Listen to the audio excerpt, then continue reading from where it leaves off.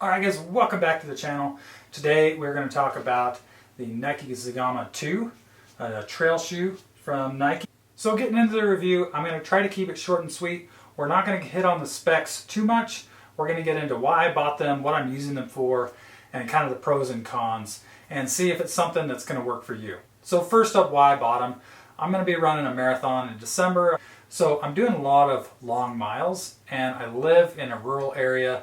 I run primarily on trails, even though I am looking at doing a road marathon.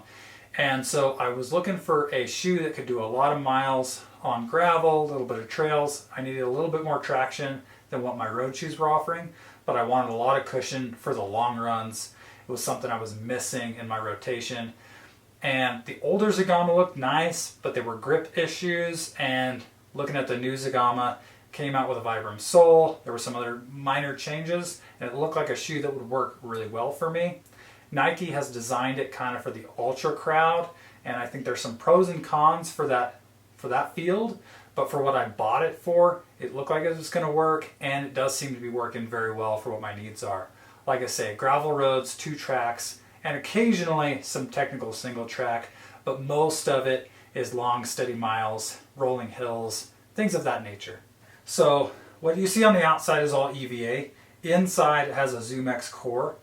And so what that tends to do, and what I've seen, is that you have a lot of kind of bounce and pop out of the ZoomX, but the EVA calms it down and it stables it out. When I go for runs in my New Balance Rebel V3s, for example, that's all super foam, and those feel great until you get them tipped a little bit too much one side or the other, and then sometimes that super foam has a tendency to collapse, or you get rocks coming up through it. The Zegama doesn't have those issues. It feels quite stable, and it feels actually quite protective. There is a rock plate underneath the forefoot, and then as you can see on the upper, it's a fairly substantial upper. We got a fairly padded tongue, very padded heel collar. We do not have any toe bumper, and so not as light as some other uppers, but it's not terrible. It's got some padding in the rear, padding in the tongue, and the rest of it is just nice mesh. It feels very premium. The laces for me have been quite good. The outsole is a Vibram outsole. Nike has finally started to adopt Vibram instead of coming up with their own stuff. Some of the Nike stuff I guess was getting fairly good, but a lot of people had complaints about grip, especially in the wet on Nike outsoles. And now with the Vibram outsole, I can tell you for sure, like, this is a very grippy outsole. I've had no issues in terms of traction, both dry and wet. We have fairly shallow lugs, which makes this actually fairly good for road to trail, but you do have a lot of lugs. They're fairly flat and stable, I would say, and so that tends to be a great thing when you're getting on the road. They don't tend to squirm or wobble on you. And in terms of wear, the Vibram outsole is actually holding up quite well. I do wear this lateral side just a little bit from the way that I run, but otherwise after 100 miles I'm not seeing any other wear on the outsole. So some of the complaints I heard about the Zegama after it first came out, it took me a while to actually get my video out, and so I was able to kind of take in some of the complaints and think about them as I ran in my own pair of shoes. And it seemed like a lot of people had issues with the upper loosening up. Some folks had issues with heel slippage. And for me, what I noticed is, one, this padded heel collar, if your foot is the wrong shape, it's not going to fit. And so it fits me really well just because of the way my heel is shaped. But I can feel like if my calcaneus, say, was any taller, if that end of my heel was a little bit higher, that pocket where this padding sits was in a different location, I think I would have issues with that heel. And so this is a good one, I think, especially at $180, that you should probably try on and see if that heel fits for you. And then in terms of the loosening up, for some people, if it fit differently than it fits me, they didn't have enough laces. I haven't had that problem. These laces have been plenty long for me. So people had lace problems, and then they had loosening up. And what I noticed is the first few runs, this shoe loosened up after a few miles and I had to retighten it. And since those first few runs, I haven't had that issue. And my kind of guess is that this upper breaks in a little bit. The materials, like, they're fairly significant, they're quite soft. And so I think they stretch those first few miles. And then after that, I haven't had any complaints. There's also padding that breaks in the tongue. And so I think after that first few runs, you'll kind of see really how the shoe is going to operate for you.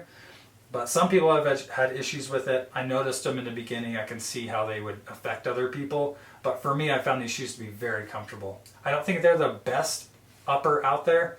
I've had other more minimal uppers that were lighter, that seem to have even better control. But I've also had uppers, especially on trail shoes, that have been a lot worse, much bulkier, and didn't control the midsole as well.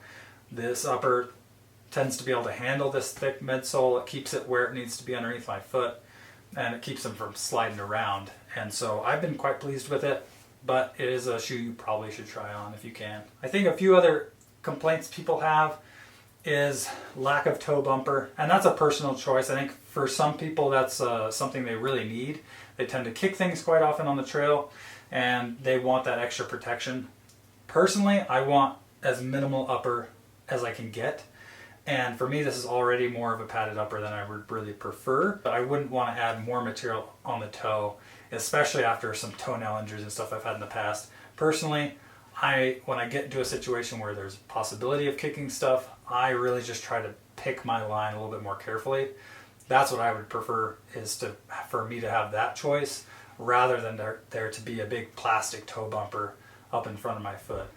This gaiter here, actually, I thought it was maybe kind of gimmicky, and it does a really good job of keeping dirt out. I've run these shoes through extremely dusty, dirty conditions, and it's amazing how clean my socks are underneath the shoe compared to what's sticking out over this gaiter. They do a really good job of keeping debris out. The whole upper seems to do a very good job. And while I suppose people complain, it could be a little lighter, it really honestly hasn't bothered me too much, especially because I bought this for being a long run shoe. In terms of paces that you can run this at though, it feels great at easy paces, but it actually does not feel terrible at the faster speeds. When I'm getting tired, I notice maybe there's a little bit more weight here, but when it's on the foot and I'm actually running, even at higher paces, I've been very comfortable with it. I've run 10K races in it that were about 3/4, 75% trail basically, and run decent times for me, and I felt very confident and comfortable in these the whole time. I had no problem pushing in them, and the ZoomX seems to return a decent amount of energy. These don't feel overly soft. Some people might not like that as much, especially when you get on the road. These feel firmer than you might expect, but for a shoe that's this thick, I prefer that little bit extra support and a little bit less squishiness. I am about 170 pounds for reference, and I run between 6:45 and 8:30 pace on most of my runs, so that maybe gives you a little reference check on where I'm at, so you can compare that to yourself and decide if my opinion is relevant. Like I say, after 100 miles, really like the midsole, really like the upper. I think there's some changes they can make to make this lighter. I don't think this upper needs to be quite as substantial, but there does seem to be some benefits to it. And yeah, I've been super happy with it. I don't think it's for everybody. It's a very, very hyped shoe. And I think some people look at this shoe and they're disappointed because it's maybe not the shoe that's really made for them. And it's not for everybody. It's a long run shoe. It can be an ultra marathon shoe. I think the price is fairly high, but I would be pretty happy to pay it again. It's a shoe I've gotten a lot of benefit out of, and I feel very comfortable in, and so I would buy another pair. I'll probably end up running 2 pairs of these before they move on to the 3. Have a great day, and we'll catch you in the next one.